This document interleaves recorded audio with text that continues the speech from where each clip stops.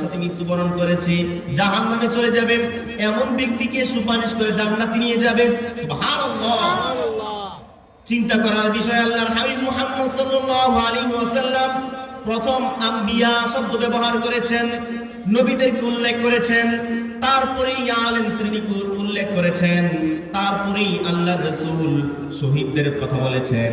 শহীদদের কেমন দাম আল্লাহ রাব্বুল আলামিন কালামে পাকের মধ্যে ইরশাদ করে জানিয়ে দেন, ওয়ালা তাকুলু লিমান ইউকতালু ফি সাবিলিল্লাহি আমওয়াত বাল আহইয়া ওয়ালাকিন লা তাশউরুন।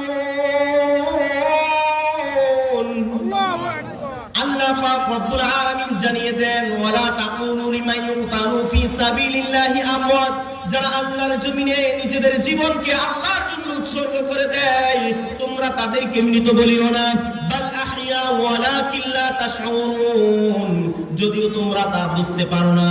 তাহলে চিন্তা করে দেখেন তাদেরকে মৃত বলা যাবে না যারা আল্লাহর রাস্তায় শহীদ হয়। এমন কথা আল্লাহর রাসূল আর বলেন, কোন ব্যক্তি যখন আল্লাহর রাস্তায় শহীদ হয় সাথে সাথে ওই ব্যক্তিটার জিন্দেগীর যত গুনাহ আছে সমস্ত গুনাহগাতা আল্লাহ তাআলা maaf করে দেন। আরো বলেন আল্লাহর রাসূল সাল্লাল্লাহু আলাইহি ওয়াসাল্লাম বলেন, একজন শহীদ আল্লাহর কাছে এত দাম, এত দাম হওয়ার কাছে একটা কারণ হলো তারা যখন মৃত্যুবরণ করে, তারা যখন শহীদ হয়, শহীদ হওয়ার পর আল্লাহর কাছে আবার জিজ্ঞাসা করে, আল্লাহ তুমি দুনিয়াতে আমাকে যদি আরো কয়েকবার যদি পাঠাইতা, তোমার জন্য আমাদের নিজের জীবনকে তোমার জন্য উৎসর্গ করতাম। এমন শহীদদেরকে আলেমদের পরে কেন বললেন? এটা হচ্ছে প্রশ্ন। আল্লাহ প্রথম বললেন কাদের